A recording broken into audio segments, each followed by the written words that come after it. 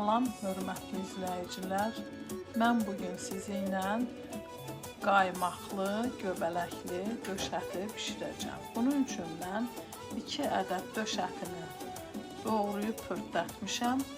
Onun üzərinə duz, sarı kök və qara istiot əlavə edib bunu qızardıram. Ətini qızardıb götürdüm.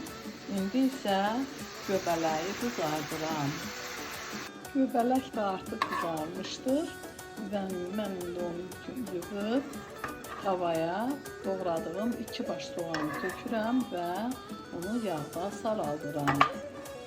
Bu da saralmışdır. İndi mən ətlə göbələyi soğanın içinə tökürəm.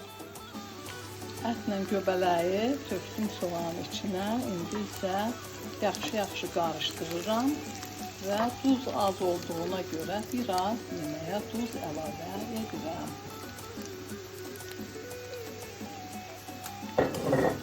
Və vamodda qoyuram ki, onların dadı bir-birinə keçsin.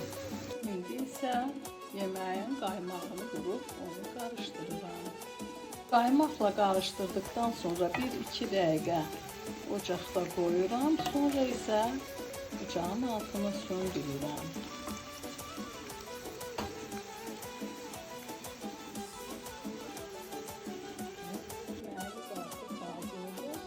Şimdi mən onu servis edirəm. Yiyəcək və hazırlayacaq hər kəsə nuş olsun. Videomu bəyənib kanalıma abunə olmağı